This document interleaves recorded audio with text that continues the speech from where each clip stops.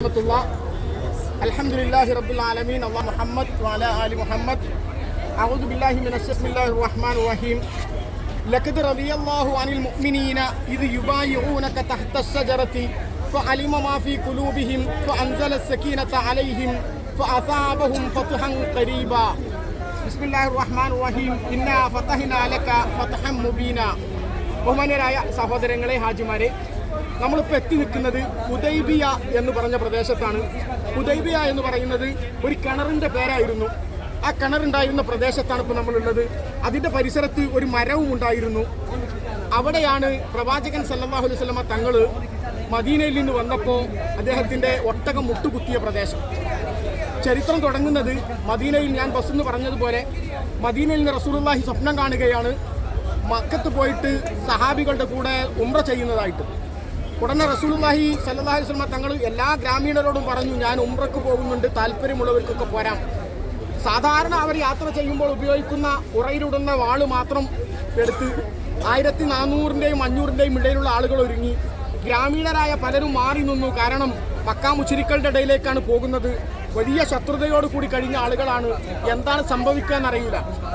ഒരു യുദ്ധമല്ല ഉദ്ദേശം, ഉംറയാണ് എന്ന നിലക്കാണ് അവർ പുറപ്പെട്ടത്. പക്ഷേ അസ്ഫാൻ എന്ന് പറഞ്ഞ പ്രദേശത്തെത്തിയപ്പോൾ മക്ക മുശ്രിക്കുകൾ വിവരമറിഞ്ഞു, റസൂലും വലിയൊരു സംഘവും ഉംറ ചെയ്യാൻ വരുന്നുണ്ട്. നമ്മൾ ജീവിച്ചിരിക്കുമ്പോൾ നമ്മളെ ധിക്കരിച്ച് ഉഹുദിലും ബദറിലുമൊക്കെ നമ്മുടെ പ്രഗത്ഭരായ ആളുകളെ വകവരുത്തിയ ആ സംഘത്തെ യഥേഷ്ടം വിഹരിക്കാൻ മക്കയിൽ നമുക്ക് വിട്ടുകൊടുക്കാൻ കഴിയില്ല. നമ്മളുള്ള സമയത്ത് അതിനനുവദിക്കുകയില്ല. ഒരു വലിയ സംഘം അവർ സംഘടിപ്പിച്ചു. ഒരു യുദ്ധത്തിൻ്റെ സമാനമായ രീതി ഉണ്ടായി. റസൂൽ സല്ലല്ലാഹു അലൈഹി വസല്ലം തങ്ങൾ വഴിമാറി സഫ്വാനിൽ നിന്ന് എത്തിപ്പെട്ട പ്രദേശമാണ് ഈ ഹുദൈബിയ എന്ന് പറയുന്നത്. ഇവിടെ എത്തിയപ്പോൾ ഖസ്വാ എന്ന് പറയുന്ന പ്രവാചകന്റെ ഒട്ടകം മുട്ടുകുത്തി. സാധാരണ ആ ഒട്ടകത്തിന് അങ്ങനെ ഒരു പ്രയോഗമില്ല, ഒരു പരിപാടി ഇല്ല. റസൂലുള്ളാഹി പറഞ്ഞിടത്തൊക്കെ പോകും. അപ്പോൾ റസൂലുള്ളാഹി സ്വല്ലല്ലാഹു അലൈഹി വസല്ലം തങ്ങൾ പ്രഖ്യാപിച്ചു, ഇത് അബ്രഹത്തിന്റെ ആനയെ തടയിട്ടവനാണ് എൻ്റെ ഖസ്വാഇനെ തടയിട്ടിരിക്കുന്നത്. ഇതിലെന്തെങ്കിലും ഒരു തീരുമാനം വരാനുണ്ടാകും. വല്ലാഹി, അള്ളാഹുവിനെ തന്നെയാണ് സത്യം, മക്കയിലെ നിഷേധികളായ ആളുകൾ അള്ളാഹുവിനോടുള്ള ധിക്കാരത്തിൽ പങ്കുചേർക്കാതെ ഏതെങ്കിലും കാര്യത്തിൽ അവരെന്നോട് ഒരു സംയമനത്തിന് വരികയാണെങ്കിൽ ഞാൻ തീർച്ചയായിട്ടും അത് അംഗീകരിക്കും. ഒരു പ്രതിസന്ധിയുടെ ഒരു പ്രഖ്യാപനമായിരുന്നു റസൂലുള്ളാഹി സ്വല്ലല്ലാഹു അലൈഹി വസല്ലം തങ്ങൾ നടത്തിയത്. ഉസ്മാൻ റളിയല്ലാഹു അൻഹുവിനെ മക്കയിലെ വിശേഷണം അന്വേഷിക്കാൻ വേണ്ടി പറഞ്ഞയച്ചു. ഉസ്മാൻ റളിയല്ലാഹു അൻഹു മക്കയിലെ പ്രമാണിയായിരുന്നു, പ്രഗത്ഭനായിരുന്നു, സമ്പന്നനായിരുന്നു, വലിയൊരു കുടുംബത്തിലെ അംഗമാണ്. അദ്ദേഹം കടന്നു ചെന്നപ്പോൾ അദ്ദേഹത്തെ നേരിടാൻ അവർക്ക് ത്രാണിയില്ല. അദ്ദേഹത്തെ അവർ സ്വീകരിക്കുകയും മുഹമ്മദിനെ ഞങ്ങൾ കയറ്റുകയില്ല സല്ലല്ലാഹു അലൈഹി വസല്ലം, നിങ്ങൾക്ക് വേണമെങ്കിൽ തവാഫ് ചെയ്യാമെന്ന് പറഞ്ഞു. പക്ഷെ ഉസ്മാൻ റളിയല്ലാഹു അൻഹു പറഞ്ഞു, എൻ്റെ നേതാവായ റസൂലുള്ളാഹിക്ക് വിലക്ക് ഏർപ്പെടുത്തിയ ഒരു തവാഫിൽ ഞാൻ പങ്കെടുക്കുന്നില്ല. അദ്ദേഹം മാറി നിന്നു. പക്ഷെ അപ്പോൾ കിംവദന്തി പരന്നു, ഉസ്മാൻ റളിയല്ലാഹു അൻഹു കൊല ചെയ്യപ്പെട്ടിട്ടുണ്ടെന്ന്. ആ സമയത്താണ് വിശ്വാസികളായ ആളുകളിൽ അങ്കലാപ്പുണ്ടായപ്പോൾ റസൂൽ സല്ലല്ലാഹു അലൈഹി വസല്ലം തങ്ങൾ എല്ലാവരെയും വിളിച്ച് ഒരു മരത്തിൻ്റെ ചുവട്ടിലേക്ക് എത്തിച്ചു. അവിടെ വെച്ചിട്ട് നമ്മളൊരു ബൈഅത്ത്, ഒരു ഉടമ്പടി എടുക്കേണ്ടതുണ്ട്. കാരണം ഉസ്മാൻ റളിയല്ലാഹു അൻഹു വധിക്കപ്പെട്ടിട്ടുണ്ടെങ്കിൽ തീർച്ചയായിട്ടും നമ്മളൊരു യുദ്ധത്തിലേക്ക് ഇറങ്ങി പുറപ്പെടേണ്ടതുണ്ട്. എല്ലാവരും ഒന്നടങ്കം പറഞ്ഞു, അല്ലാഹുവിൻ്റെ റസൂലേ, നിങ്ങളെന്താണോ ആഗ്രഹിക്കുന്നത്, മരണം വരെ നിങ്ങളുടെ കൂടെ നിന്ന് സമരം ചെയ്യാണ് എന്ന് ബൈഅത്ത് ചെയ്ത ബൈഅത്തു റിദ്വാൻ നടന്ന പ്രദേശമാണ് ഈ പ്രദേശം എന്ന് പറയുന്നത്. ഇവിടെയാണ് ആ കിണറും അമ്മത്.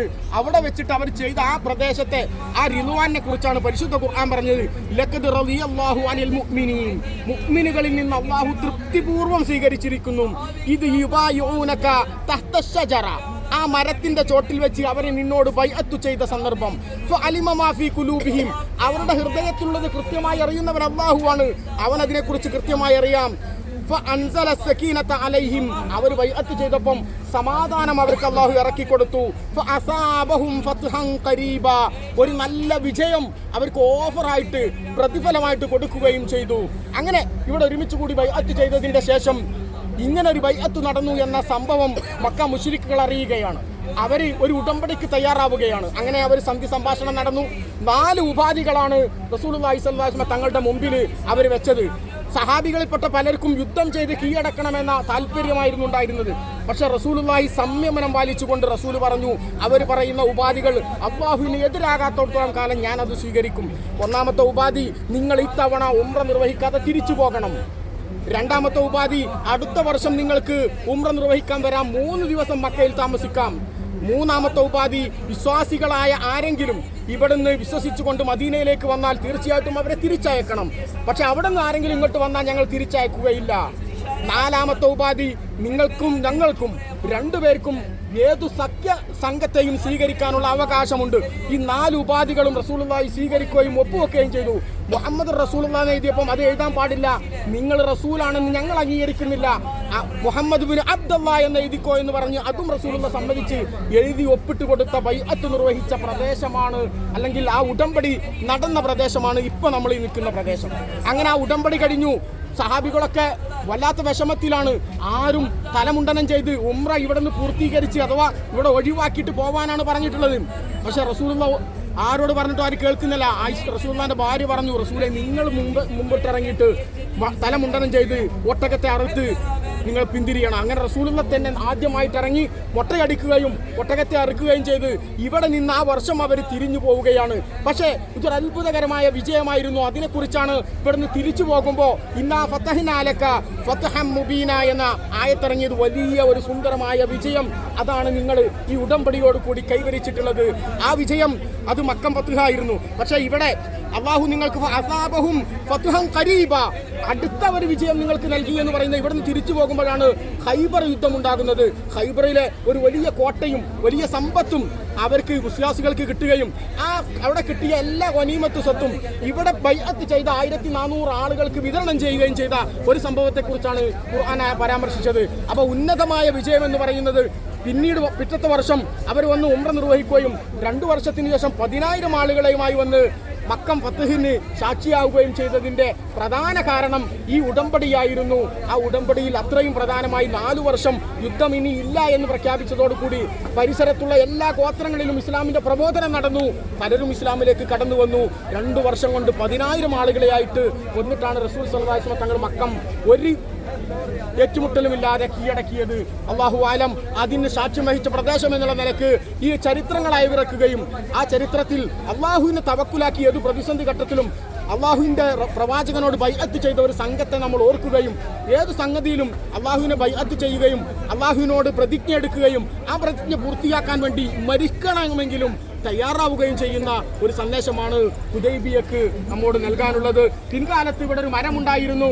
ആ റസൂലുള്ളാഹിന്റെ ബൈഅത്തിനെ കുറിച്ച് ഖുർആൻ പരാമർശിച്ച മരം എന്നുള്ള നിലക്ക് അവിടെ വന്നിട്ട് പലരും ആദരവ് കാണിക്കാൻ തുടങ്ങിയപ്പോൾ ഉമർ റളിയല്ലാഹുവിന്റെ ഭരണകാലത്ത് ഉമർ റളിയല്ലാഹു ആ മരം മുറിച്ചു കളയാൻ വേണ്ടി കൽപ്പിക്കുകയും ആ മരം മുറിച്ചു കളയുകയും ചെയ്ത ഒരു പ്രദേശമാണിത്. അല്ലാഹു ആലം. അല്ലാഹു സുബ്ഹാനഹു വ തആല ചരിത്രങ്ങളെ യാഥാർത്ഥ്യത്തിൽ നിന്ന് പഠിക്കാനും അതുകൊണ്ട് ജീവിതം മുന്നോട്ട് കൊണ്ടുപോകാനും അല്ലാഹു തൗഫീഖ് നൽകി അനുഗ്രഹിക്കട്ടെ. അസ്സലാമു അലൈക്കും വറഹ്മത്തുള്ളാഹി വബറകാതുഹു.